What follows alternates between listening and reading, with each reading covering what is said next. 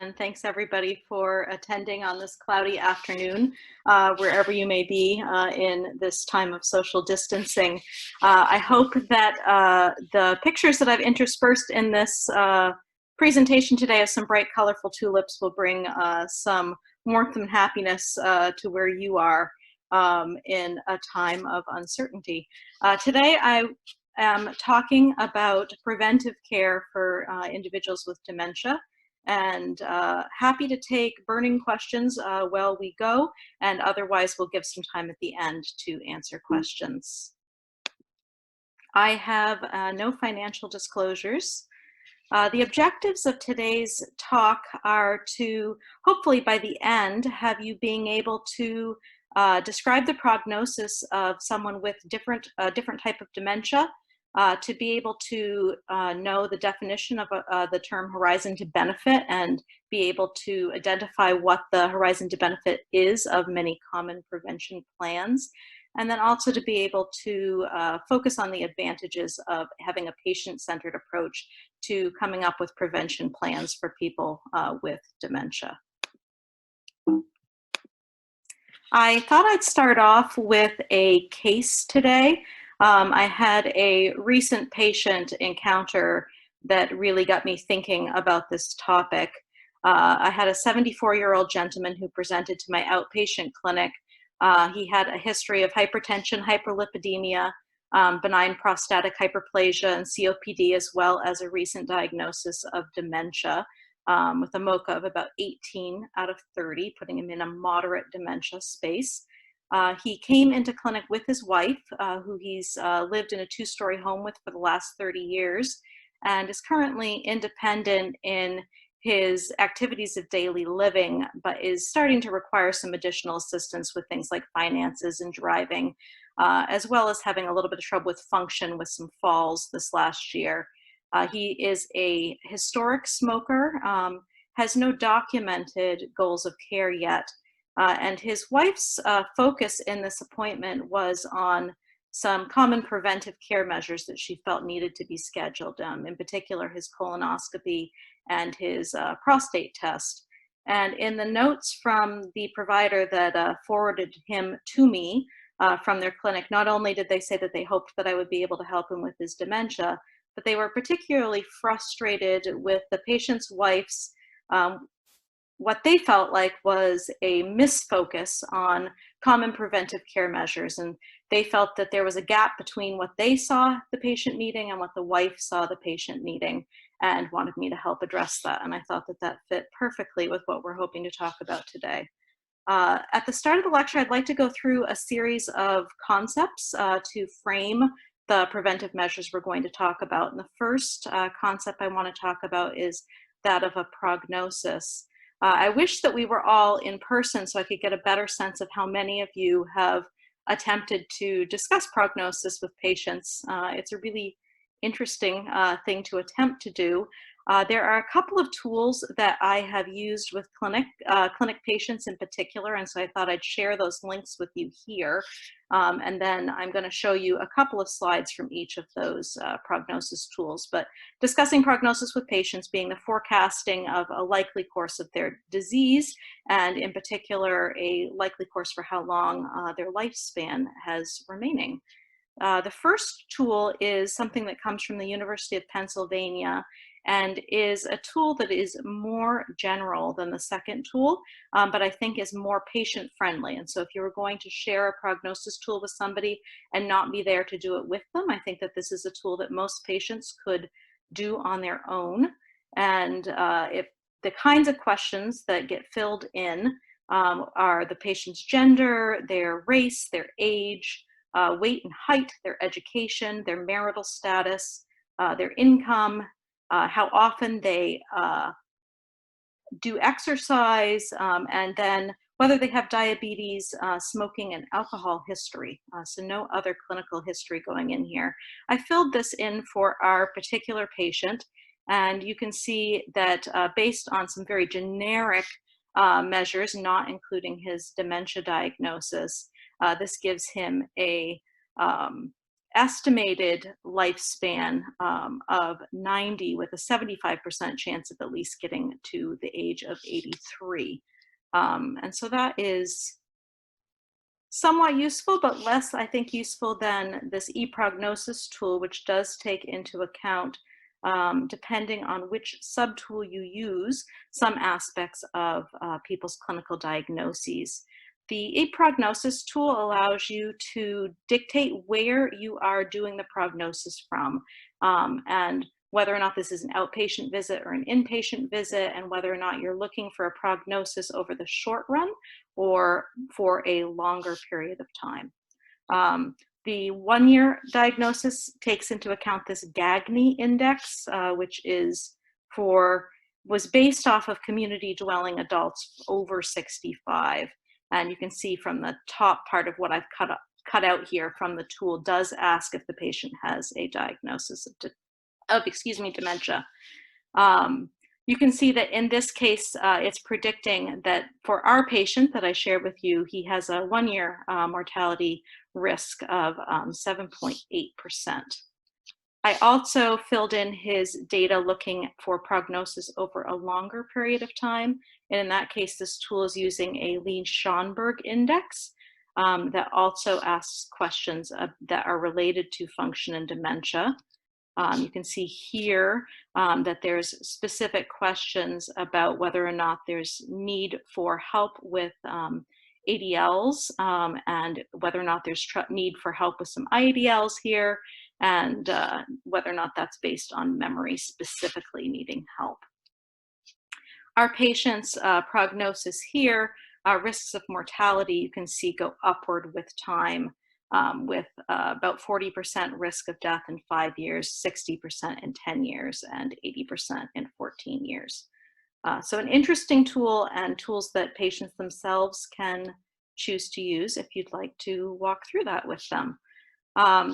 I think that more helpfully, there are a lot of studies out there that look specifically at prognosis for folks with dementia. It's important to note that dementia is a terminal diagnosis, although I think that not all patients are aware of that, and us doctors need to do a better job of being clear about that diagnosis being a terminal one. And it's important to acknowledge that, as this talk does, that although Alzheimer's dementia is the most common kind of dementia, there are a lot of different subtypes, and it's even more complex in that some people with dementia have likely got mixed etiologies for their dementia. But on average, individuals with dementia of all subtypes have got about a 5 to 8 year time from the time their diagnosis is made until the time that they die. And that would be for folks that have late onset after age 65 dementia, which is the vast majority of patients that we see.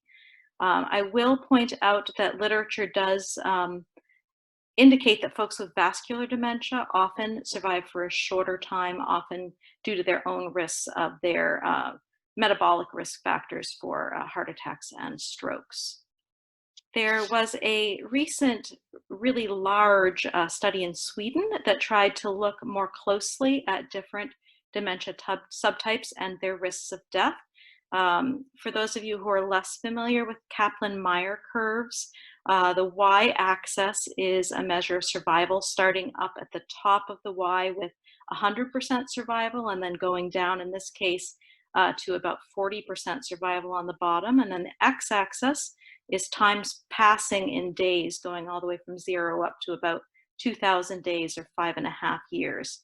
And you'll see that they have subtyped the different types of dementia from a purple color for Alzheimer's disease, the green for a mixed dementia, the yellow for vascular dementia, that pinky color for Lewy body disorder, the orange for frontotemporal dementia, and the blue for folks with Parkinson's disease-associated dementia, and then there's some unspecified and others. And I really want to point out here in particular that they found that frontotemporal dementia in the orange, you can see that the curve is dropping up much more quickly than the other subtypes. So folks with frontotemporal dementia having a faster rate of death. You'll also see that they have found in yellow that the folks with vascular dementia, as I mentioned, have got a more rapid rate of decline than individuals with Alzheimer's dementia. But for all comers, the best case scenario here at around 5 years is about 60% survival for folks with Alzheimer's dementia from the time of diagnosis, going down to around 40% survival for folks with frontotemporal dementia. Another, I think, important concept when thinking about doing preventive care for patients isn't the idea of horizon to benefit, or the amount of time that you need to be able to get a clinically meaningful risk reduction in the outcome you're trying to prevent. So some simple examples of when we use this daily in clinic would be thinking about when you prescribe an SSRI for depression, that you would anticipate that that's going to take weeks to take effect, that somebody is not going to get benefit the same day they take an antidepressant, versus an antiplatelet medication where we would expect, if we give a 325 milligram dose of aspirin in the ER for somebody that we're worried is having an acute myocardial infarction, that we would get benefit from that day. And so each intervention that we do in medicine has got a different horizon to benefit, and it's important to be aware of what that horizon to benefit is in choosing which interventions to have a patient take part in. I think that the other piece that's really important, and as Barb already mentioned, is this 4Ms framework, in particular, focusing in this slide on the what matters portion of the 4Ms. That patients' own goals of care are really essential to understand in order to guide the preventive care that we as clinicians recommend for them to take on. My last concept before we go into the nitty-gritty of prevention is just prevention itself, and to remind us all that there are 3 subtypes of prevention. The first is primary prevention, where the person is healthy and the goal is to prevent them from getting a disease. The secondary prevention is when they've already got a disease, but we haven't detected it yet. And so our goal is to find that disease early and stop it from getting worse. And then a tertiary prevention is where we know that they have the disease, and the goal is to improve their quality of life or reduce their symptoms with that disease. Perfect. And some caveats for this talk. All of the recommendations that I'm going to talk about, I have attempted to place into a space of literature and evidence, so that I have put in US Preventive Task Force and American Cancer Society, as well as some other society recommendations.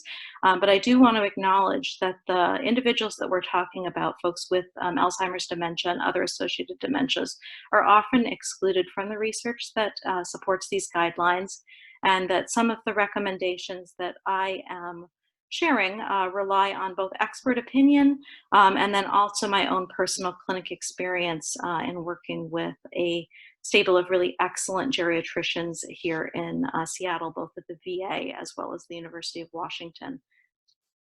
So starting with primary prevention, I wanted to take a pause, Barb, and see if there were any urgent questions.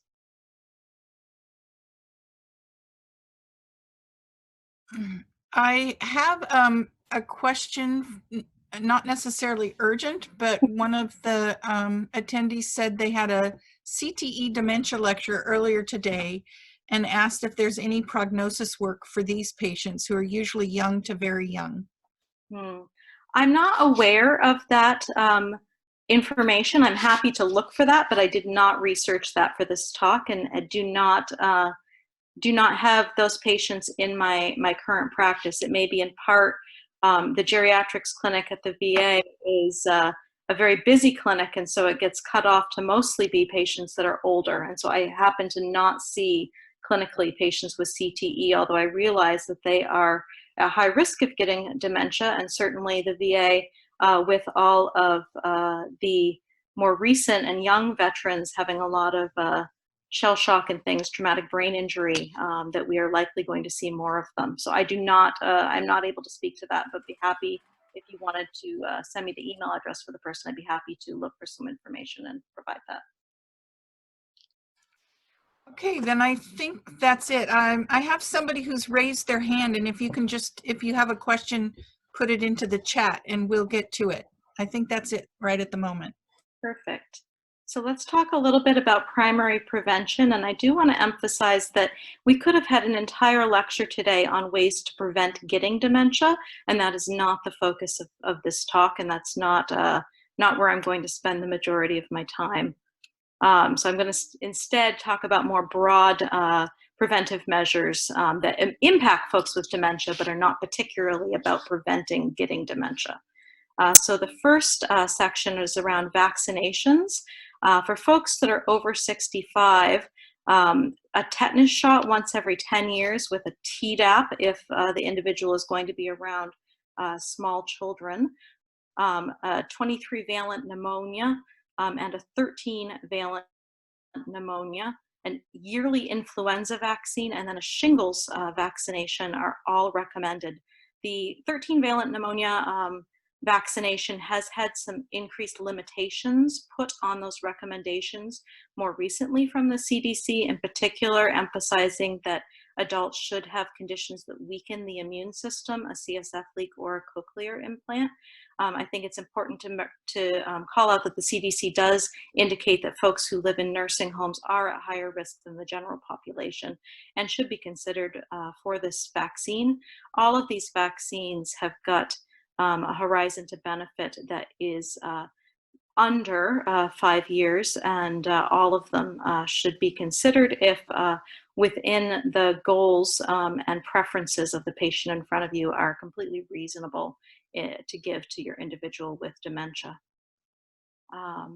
So exercise, it is unclear. There's a lot of research that goes back and forth both ways about the benefits of and limits of benefits of exercise in getting dementia or slowing its progression. But it is clear that research points that exercise helps with mood, and exercise can help with other comorbidities that folks with dementia can have, like hypertension and heart disease. We do see in folks with moderate to severe dementia a lot of apathy often that limits their willingness to participate in activities that they used to enjoy. I do encourage caregivers to work with their loved ones with dementia to help maintain their functionality as possible through exercise, because that may minimize their future caregiving burden. If somebody is able themselves to help get in and out of a tub, for instance, to be able to sit on the toilet independently, to be able to encourage that maintenance of function as long as possible. That is balanced, of course, with the effort that it takes to get the person with dementia involved with that exercise. And obviously, if it creates a lot of difficulty and fighting and creates agitation for the individual with dementia, then that becomes not worth it. I do see individuals with dementia that do get benefit from physical therapy referrals to maintain function, but it really is important for them to have somebody with them who can remember the exercises and can lead them through the exercises at home, as their memory is not going to allow them to be able to kind of take anything away from the session and repeat it later. For diet, although there are a lot of commercials on in the evenings, if you watch Jeopardy or Wheel of Fortune or other shows targeting a 65 and up demographic, there are a lot of medications that are advertised. However, there are no known dietary cures to either decrease the risk of dementia or limit its progression. A healthy diet is helpful in decreasing the risk of other chronic diseases, especially those folks with a vascular subtype of dementia. Dementia itself can impact appetite and swallowing and cravings, and it's important to work with caregivers that you're seeing to help them give folks that have limited appetite with dementia frequent ability to have snacks, and then to talk about there are some folks with dementia who go the other way and have kind of an insatiable appetite, and working with healthy snacks and getting rid of things that that the person may not need that are unhealthy for them.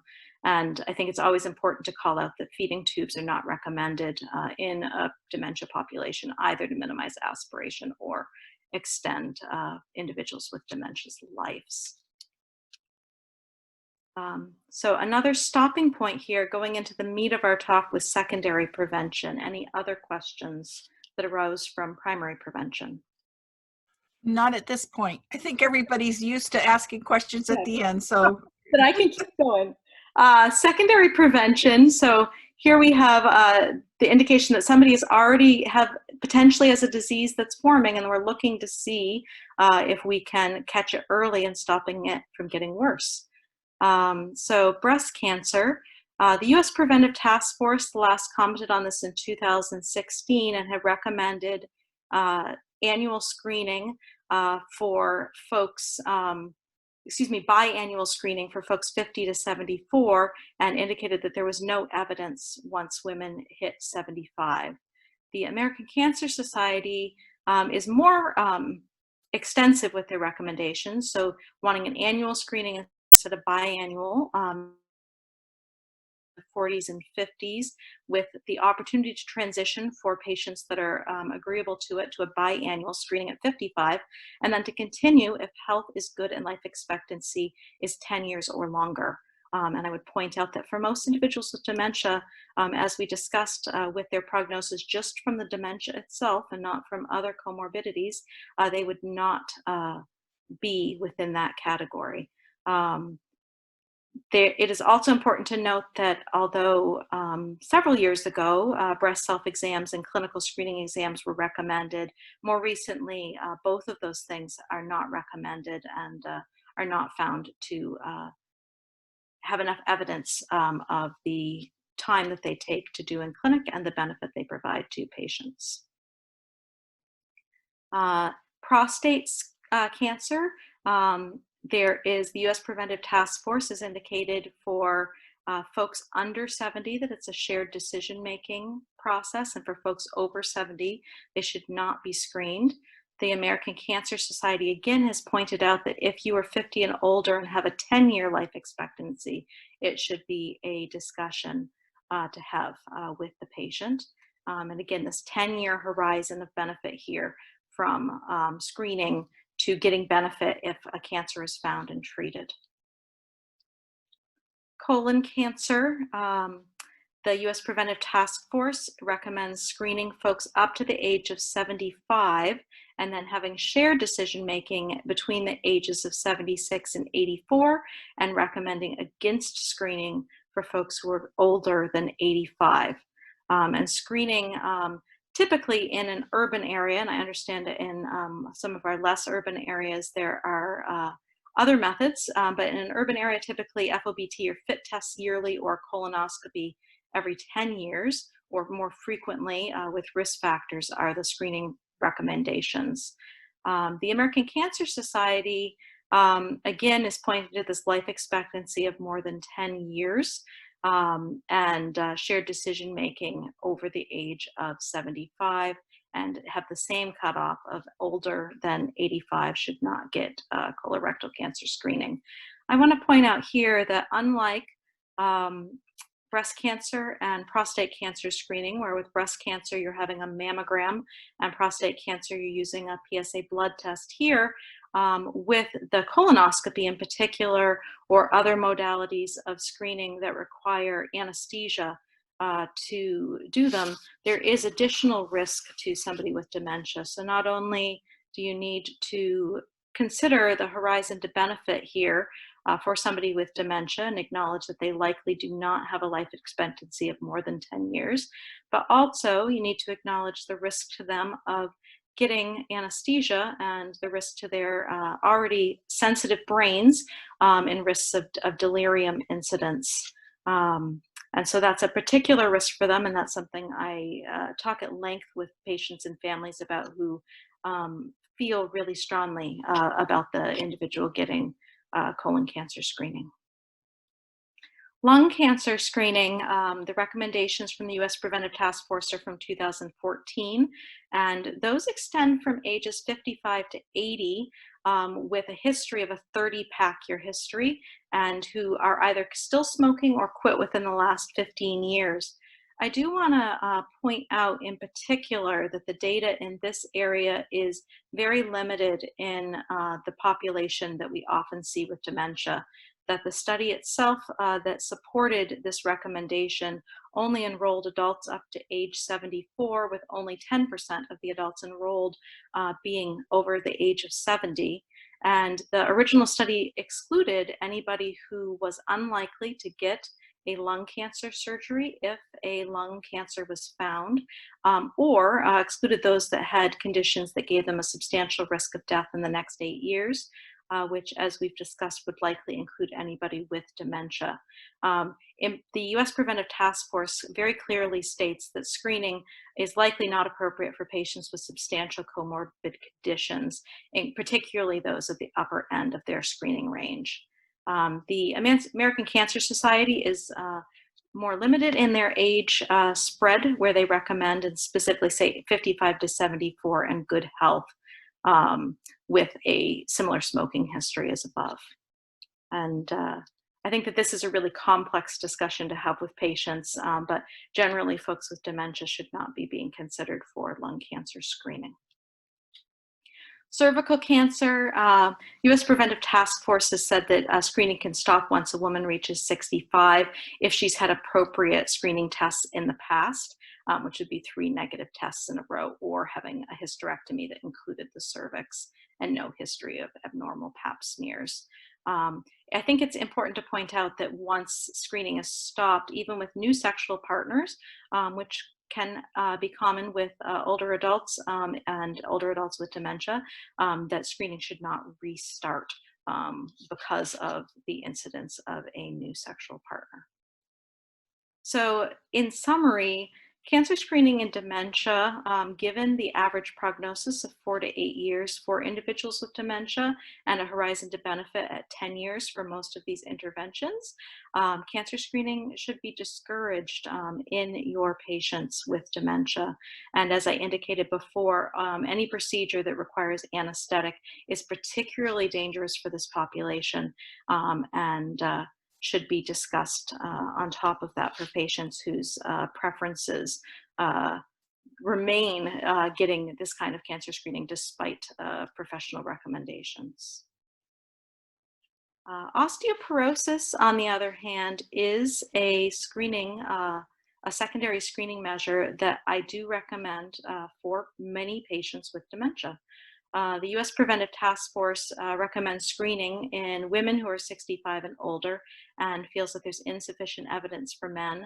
The Endocrine Society, on the other hand, believes that higher risk men, which includes anyone over the age of 70 or those who are younger in the 50 to 69 age frame who have risk factors, which would be low body weight or having had a fracture or smoking, heavy alcohol history, history of taking SSRIs, history of taking extensive prednisone or other steroids, that those folks should be screened. The horizon of benefit for osteoporosis treatment to limit future fractures is estimated to be only in the 2 to 5 year range. And so folks with dementia are likely to benefit from getting osteoporosis treatment, particularly given, like our case patient who was at risk of falls and was having trouble with not wanting to use an assistive device. Both the risk of falls and the difficulty with learning how to use a new assistive device are common in this population, and they can be at a big benefit to getting treatment and not having a fracture, not losing additional mobility. With this patient population, I recommend in particular considering IV bisphosphonates if they are somebody who has either difficulty with staying upright after taking an oral therapy, as that's really important with these medications to avoid pill esophagitis, as well as if there's somebody who has difficulty with remembering to take a medication, that most of the oral bisphosphonates are once a week medications, and that can be really difficult to remember. And so a once a year IV bisphosphonate may be a better option for those individuals. And of course, you have to weigh risks of osteonecrosis of the jaw and long bone fractures in discussing that. But I often use IV bisphosphonates with my patients with dementia for osteoporosis prevention. Abdominal aortic aneurysm, on the other hand, is not an intervention that I would recommend for individuals with dementia. In 2019, the U.S. Preventive Task Force recommended a one-time screening in men who are 65 to 75 who are ever smokers. There are no current recommendations for women who have never smoked, and there is an insufficient evidence for women who have a history of smoking.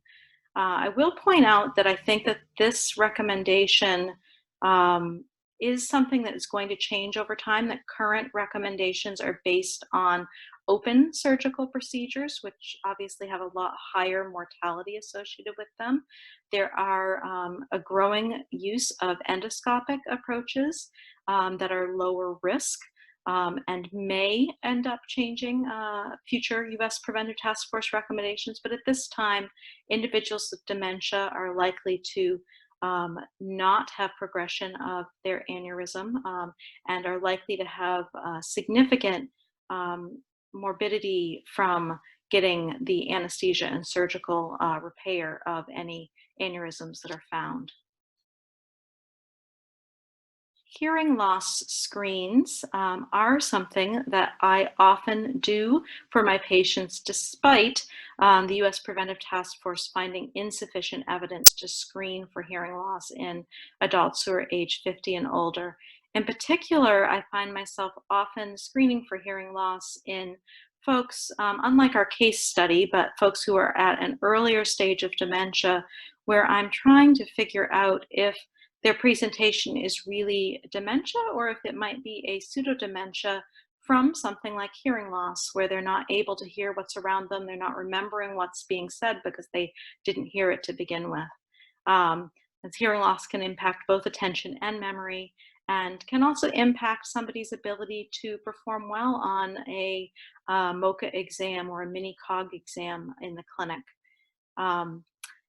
I screen for hearing loss not only for that, but also to think about whether or not there are treatment options that might work for a patient. Unfortunately, many patients, by the time their dementia is diagnosed, they have progressed to a point where learning to use a hearing aid is unlikely to be working for them. Learning to get used to a new hearing aid is a really complex task, and often for most patients with moderate to severe dementia, it's too much. If somebody is in a mild dementia space, then that might be something to consider.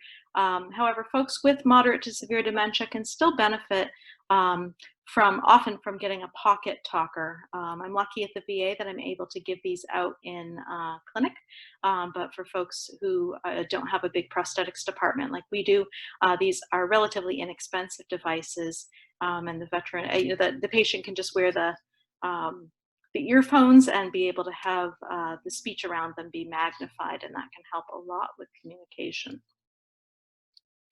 Vision screens are another space where the U.S. Preventive Task Force doesn't currently recommend screening either for impaired vision or open-angle glaucoma in older adults.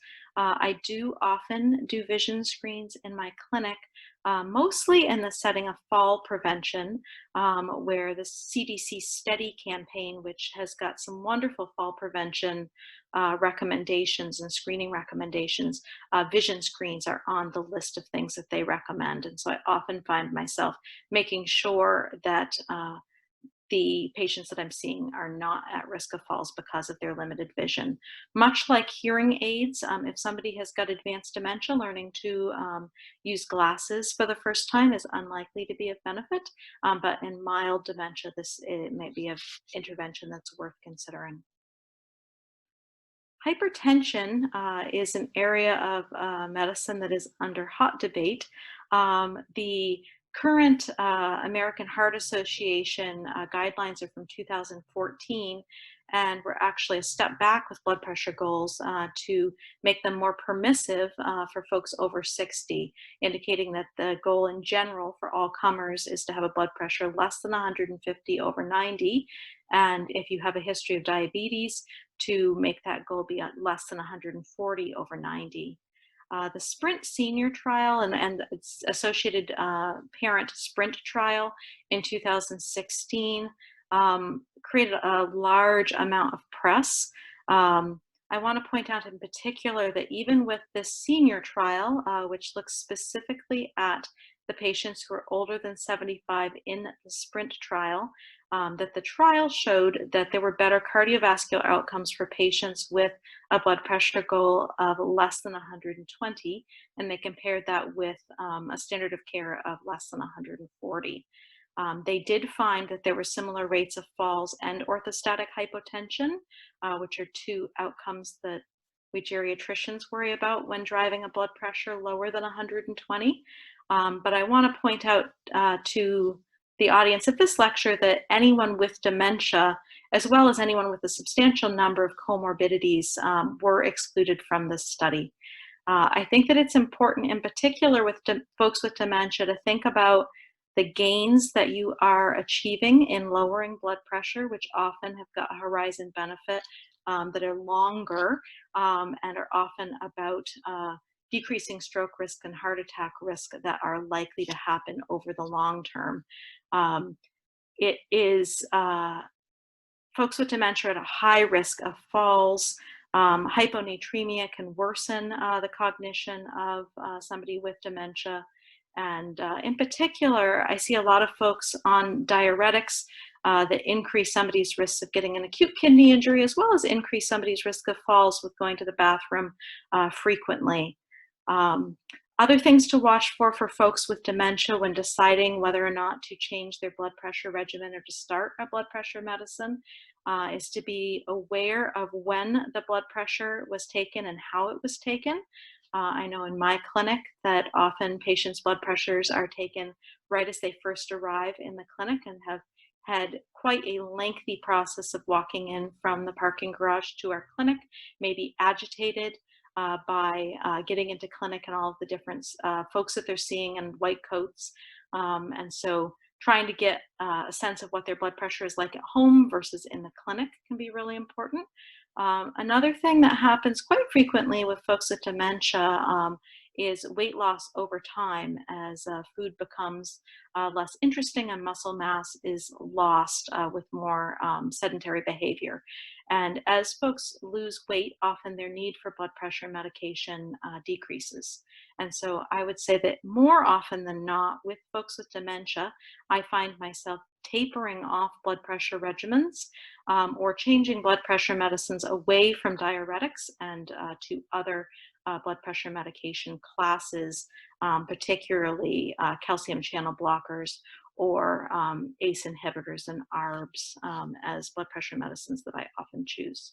But in general, I think the American Heart Association guideline of less than 150/90 is reasonable for most patients that I see. Diabetes is another really common co-condition for folks with dementia. The American Geriatric Society has indicated that a goal A1C is appropriate of 7.5 to 8% in folks that have got moderate comorbidities and a life expectancy of less than 10 years. The American Diabetes Association has an even higher A1C goal of 8 to 8.5% for folks with complex medical conditions that are older. I think it's important to point out that most trials in this age range show actually worse outcomes for folks that are older with comorbidities when diabetes management is too tight than too permissive. That both the ACCORD and ADVANCE trial secondary analyses that look at older adults with diabetes showed that increased cardiovascular events were really common because of hypoglycemia, where folks get a catecholamine surge from being hypoglycemic, and then that sets off a heart attack. And dementia itself is a really big risk factor for hypoglycemia, both from patients who are forgetting to eat, patients who are not taking their medications correctly. And so for folks with dementia, looking at whether or not they're on medications that drive their blood sugar down, whether or not you might be able to taper them off insulin, potentially going just to metformin or decreasing their metformin doses so that their A1Cs are higher, is something to do, and something that can be hard to fight for in a system that rewards what percentage of your patient panels have got A1Cs that are less than 7. So considering the horizon to benefit here for these patients who have had likely dementia for a long time, and that you are likely not preventing macuvascular or microvascular changes that are going to substantially impact this person's remaining life course. So with all this said, I think it's really important to pause for a minute and acknowledge that how we talk about limiting secondary prevention can have a big impact on our patient relationships with us, and that different patients are going to want different amounts of information. I will point out that when the UCSF team put out that ePrognosis tool back in 2011, the New York Times ran some articles in advance of their putting out that tool, asking their readership whether or not they were in favor of, if a tool like that existed, whether or not they would want that type of tool to be shared, or if they'd want doctors to only have that tool themselves. And the vast majority of respondents wanted to have that kind of information.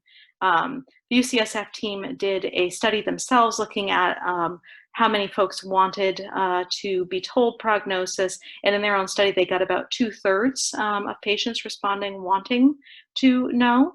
I try to ask permission before talking about this topic with patients in my office, to ask if it's okay if we talk about life expectancy, and if we talk about the factors that I'm using and weighing to make the recommendations that I am making and that are guiding a patient care, so that folks can decline if they do not want to have this discussion. I do think it's important to talk about, to make it not feel like it's either doing all these things or getting no care at all, and instead focusing on addressing what things we will focus on, like active symptoms for patients with dementia, behavioral symptoms, thinking about making sure that we know what their goals of care are for hospitalization and avoiding hospitalization, and some of these tertiary preventive efforts that we're about to address. So key to acknowledge that not everybody is going to want to talk about this the same way. So tertiary prevention, where somebody has already got the disease and we're trying to improve their quality of life or reduce the symptoms that they have. And I thought here we've got our tulip field already reined in, and we're trying to make the best we can of a muddy situation. For those who aren't aware of it, I thought I would briefly touch on this topic, but acknowledging that Dr. Carpenter will be having an entire discussion next month about anticipatory guidance and goals of care discussions with individuals with dementia. And she's a lovely clinician, and I look forward to hearing her more lengthy discussion. But Dr. Gaster in the University of Washington has helped develop a dementia-specific goals of care form that is meant to be completed with somebody with dementia and their family in the early stages of dementia, and that has them comment on how their goals of care are going to change as the dementia progresses over time. And it specifically calls out problems that arise for people with dementia. And so something to look at if you haven't looked at that that goals of care form in specific. But goals of care are something that are really important to do with folks early on in their dementia diagnosis. Well, the person with dementia is still able to participate in that conversation, and their physician and loved ones can hear and register what their preferences are. In addition to that, really important to help the person with dementia designate a durable power of attorney for both healthcare and finances. It is common, at least in my veteran population, for folks to not have a family member that they feel comfortable with.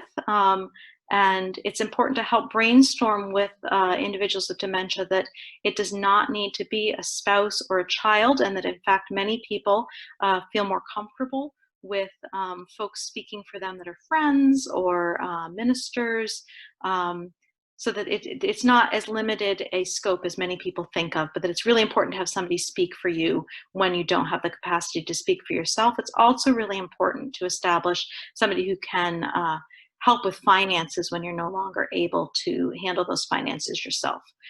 There are elder law attorneys that are available to find. This is a good website to link you to them. And I know my social worker is a really wonderful advocate in my clinic to help patients with both of these processes. Another important topic that could take up an entire lecture is addressing driving and driving risk with dementia. I think that in early dementia, it's a really key time to start planning for when the person with dementia is eventually going to need to limit and stop their driving. And that includes making plans for alternative transportation with them, as well as discussing what the risks are for folks that do keep driving, and helping them designate somebody that they trust to help say when it's time to stop that driving. That I see, and I suspect many in this lecture series have seen, folks with dementia with high risks of accidents and getting lost, creating inadvertent harm by driving too slowly so that others drive around them, and getting in some pretty terrible legal cases because of the harm that they have caused to others. In most healthcare systems, both occupational therapists and neuropsychiatrists are able to weigh in on whether somebody is safe to drive. The Department of Licensing also does safe driving exams. And I think it's really important as healthcare providers that we help support families in emphasizing this risk, bringing up this topic, and getting the topic into the open. And making clear recommendations when we think that folks are not safe to drive any longer. I think a really lovely resource, in case you happen to not be familiar with it, is the Hartford Center for Excellence's driving guide. It has an agreement in here, and it walks through that. It's a very patient-friendly brochure. And it's available online as well as in hard copy for folks to take a look at. The Alzheimer's Association also has got significant material about this topic. I have taken a screenshot of 3 videos, there are actually 4, of different families as they are dealing with this issue and how they've talked about it. And one of their quotes is about it never being too soon to plan about how to handle driving for folks that have got dementia and when to stop that driving. Another topic that is near and dear to my heart with a veteran population that are heavy gun owners is talking about gun safety. In early dementia, I think it's an excellent time to help the person with dementia, help with the plans for when it's time to retire from using firearms. I use the term retire from a lot with older folks as we talk about limiting scope of behavior, and I find that term is less offensive. I'd be interested to hear what others have found. But there are copia of really awful articles of folks with dementia who accidentally have harmed their loved ones with guns when their paranoia and perceptions of reality get altered later in dementia. And so finding a way to lock up guns or give away guns in advance of that risk is really important. Another thing that's really important to think about is where the person with dementia is going to live and throughout the course of their dementia, so that if folks are thinking about moving into assisted living facilities or eventual adult family home placement, I encourage folks to think well in advance about where they want to spend their time with dementia and how they want that to look. That there are huge drops in patients with dementia's abilities to navigate the home when they make a move. And so the later a move happens from a long-term home in the community to like an assisted living facility, the harder that can be on the individual with dementia. And so earlier moves are often easier if folks are going to go to an assisted living facility. And then looking at the home itself, our occupational therapists are wonderful assistants in looking at home safety, both to decrease the risk of falls with things like throw carpets and where cords and things are, but also to help think about for our folks with dementia, their risks of safe bathing, looking at bathing chairs and elevated toilets, and their risks of wandering. And this picture is an excellent example of a door covering that for the person with dementia's mind may limit their recognition of that as a door, and they may see that now as a bookshelf. I have had other occupational therapists recommend moving locks on doors to go higher or lower than anticipated so that the person with dementia cannot figure out how to get out of the house easily, or to put an alarm on the door so that wandering is recognized. There are also changes that can happen with stoves to remove handles and make it harder to turn them on to decrease risks of hot water burns and stove burns for individuals with dementia. But all of these topics are really important to walk through, if not in the first session of knowing somebody has dementia, that all of these things should be in a set of topics to discuss over the first several visits with somebody with dementia. As Barb noted in the start of this, one of the topics that's most near and dear to my heart are thinking about the risks of hospitalization for individuals with dementia. That unfortunately, individuals with dementia have got double the risk of hospitalization as age-matched peers, and the risks of hospitalization for people with dementia are higher than others. That they have an increased risk of getting delirium in the hospital and then having that delirium decrease their mental capacity even when they go home, so that their former levels of activity and ability are never returned to where they are. And that often is the step, kind of when I look at who gets institutionalized amongst my patients, often going to the hospital is kind of the straw that broke the camel's back. And those functional losses, either from being bedbound in the hospital and not being able to mobilize and then needing additional assistance that's just not available at home, or losing mental abilities and becoming more confused. Folks with dementia are also at much higher risk of iatrogenic errors and harms because they're just not able to communicate with the care team and review the care team's decision making in the same way that others are. Care teams can use medications that cause inadvertent harm by trying to treat dementia-associated behaviors with antipsychotics. They can mislabel a change from a patient's baseline and assume that an obtunded patient with sepsis is that way because they have dementia, when it's actually the sickness that's making them that way. That seeing dementia on the chart is often something that leads to care that is different than care for somebody who doesn't have dementia. And so working with patients to decrease the risk of hospitalization, having plans for urgent care, having a number of a provider that they can reach out to talk through that care, And setting up clinic structures, our clinic is set up so that folks can walk in on a daily basis and be seen without an appointment during normal times, non-COVID, to be able to keep them out of the ER, out of urgent cares, and out of hospitalizations. And caregiver burnout is also an essential thing to talk about.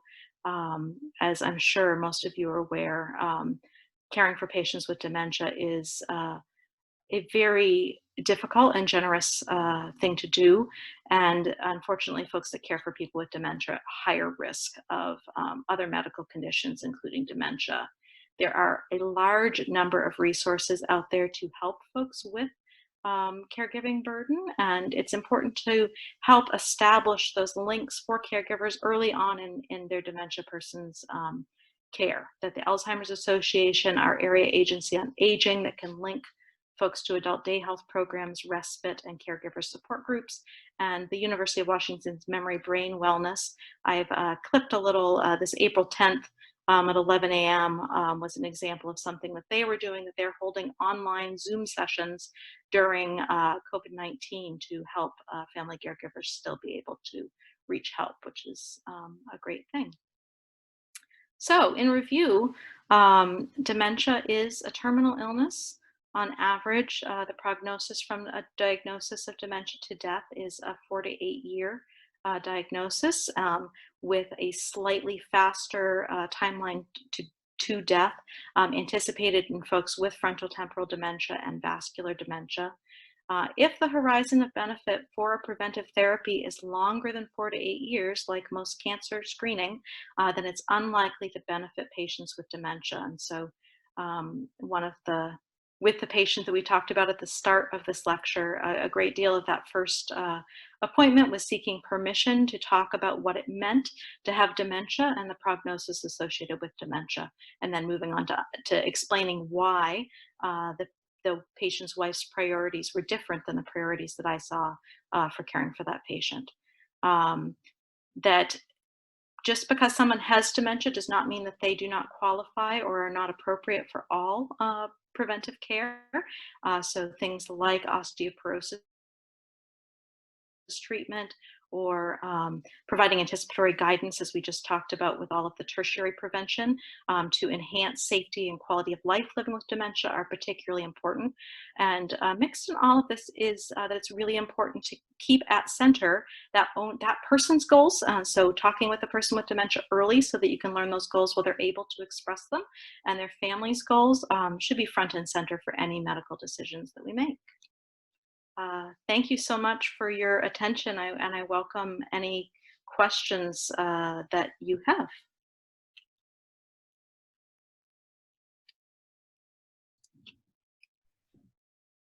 So I do have a question. I think this was in relation to discussing the hearing issue. Someone mentioned that in clinic, giving the patient a disposable stethoscope and then the provider talks into the bell can be helpful, especially if family's there, to learn this strategy as well. Yeah, I agree that I really like that. The pocket talker is a little easier because it's less, you don't have to worry about, keeping a little earphones in place is a little easier than keeping the stethoscope in place, and the patient accidentally hurting their ears by touching the stethoscope inappropriately. If any of you as medical providers have done that, I found that to be a risk. But definitely in an instance where a pocket talker is not available, a stethoscope is a really excellent tool to help somebody that's hard of hearing hear you. And we have somebody confirming that they use pocket talkers and they work really well.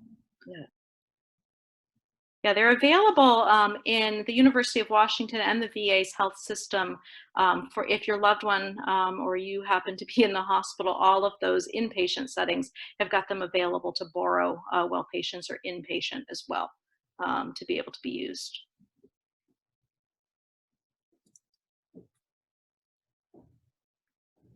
I don't see other questions yet, but I guess I'd like to pose the question to you, if you wouldn't mind, Amy, about to what extent has it been challenging to talk with family members about preventive strategies for people with dementia? Can you say a bit more about that? Yeah, I think that What I have found as a geriatrician is that often folks come to me, much like the patient in this case, when they've already got moderate dementia. And so, unfortunately, I am meeting the patient and their family in a space where often the patient is unable to express their preferences for care to me.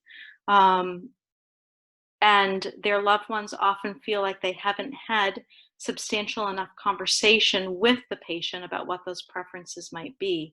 And so I'm finding a lot of distress in uh, loved ones coming up with decision making around what their person would have wanted were they able to talk about these issues.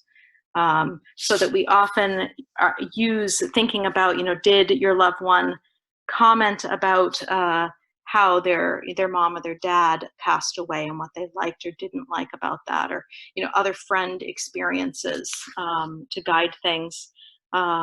I do find that most patients, once they have a trusting relationship with you, are really open to discussing prognosis and how that guides decision making. But that it can be a really rough conversation to have until you've developed rapport with the patient and are clear that your goal is not to abandon them and not to avoid caring for them, but instead that you're wanting to walk hand in hand and not create harm, that you only want to offer options that are going to provide benefit.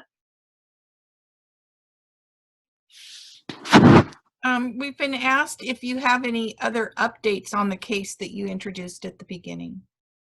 So I'm still working through with that. Unfortunately, COVID has limited my ability to see the majority of my patients in person. So my most recent visit was over the phone, and I found that very challenging to be able to have conversations about goals of care when I couldn't read the facial expression of the patient's caregiver and talk about that.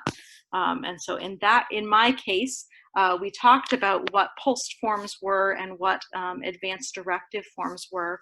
And I should say, for those of you who don't know what a PULSed form is, it is a physician's orders of life-sustaining treatment, and it's used in the community setting to allow a doctor to order whether or not medics do CPR and whether or not folks have ventilatory support and whether or not they go to the ICU once they reach the hospital.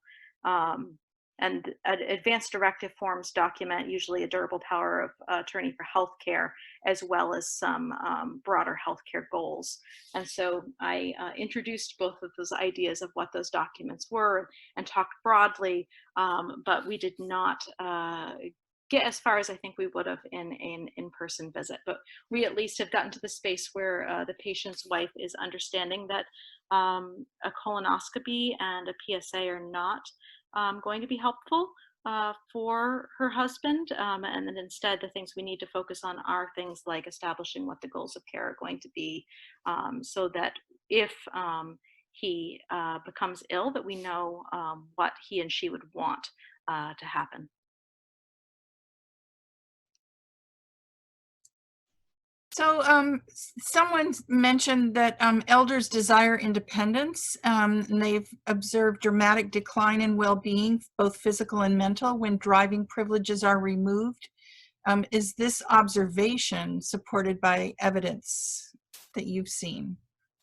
Gosh, I think it's really hard to tease apart a decline from removing driving and a decline that's happening from the disease process itself. That I agree that drive for autonomy is so important, and something that I thought that those of you who haven't read Atul Gawande's Being Mortal, that I thought one of the strengths of that book was his ability to emphasize and acknowledge that in talking about his own struggles with his father, and making choices about loss of autonomy and kind of when you keep your loved ones safe versus when you allow them independence. I think that that's why in an ideal world, you would talk about this well in advance of the person needing to lose the driving privileges so that they can help come up with a safe plan. That one of the best strategies I've found, if I know that an individual has got grandchildren, is to talk with them about what they would want for their grandchildren in the world if their grandchildren are riding around in cars, and kind of what safe mechanisms they'd want put in place to keep their grandchildren safe. I think also talking about it early allows for plans with transportation options to keep them mobile so that they could have senior volunteer drivers come and pick them up and take them to activities, so that they can participate in adult day health programs if they so choose, so that they are not feeling like it's either a chance to be in the world or a chance to be stuck at home. That it doesn't have to be an either or. But I acknowledge that it's a huge loss to many people. But I honestly feel that in most cases, I am often seeing folks losing that driving privilege far later than they should, and often in the setting of pretty terrible accidents that are, at the very least, wrecking their vehicles and causing physical damage to property, if not causing harm to the patient themselves or to others. The VA does not allow physicians to report patients who we suspect are unsafe drivers to the Department of Licensing, and so that may influence what I see clinically.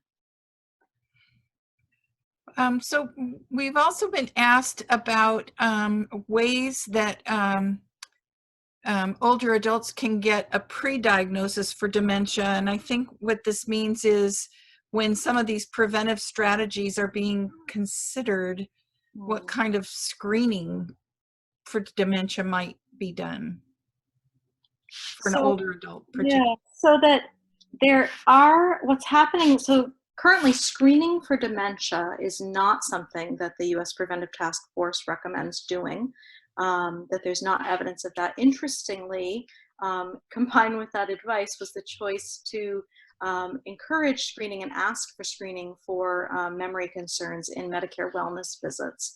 And so a lot of folks are getting mini-cog tests done in Medicare wellness visits.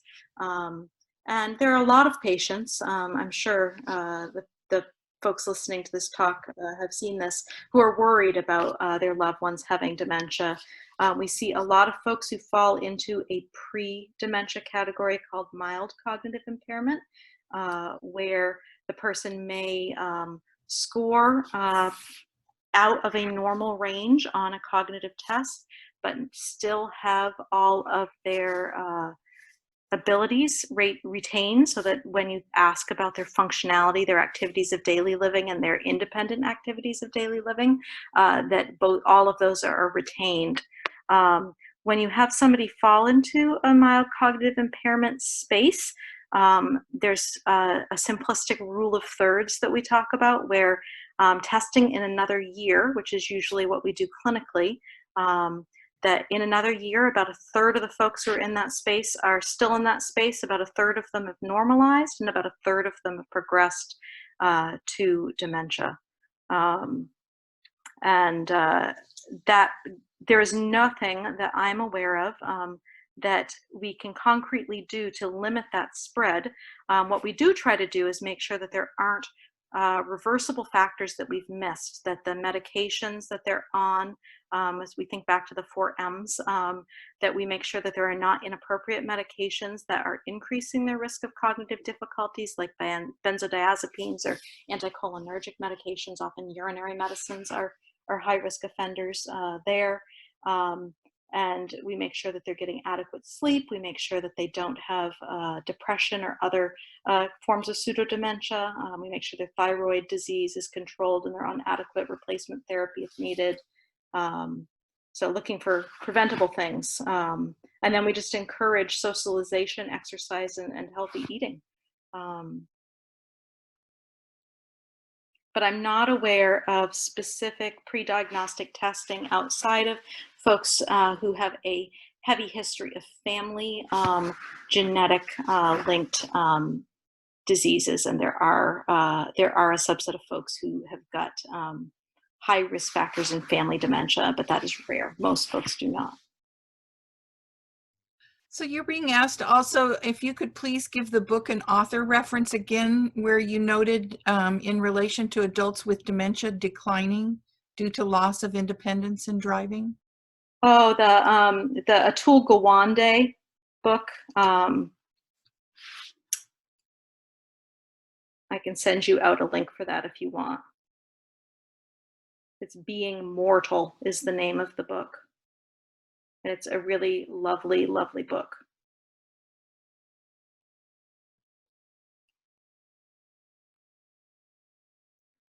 He's a surgeon and not a geriatrician, but he is an excellent writer and experienced the care of his dad, and that made him look into geriatrics care.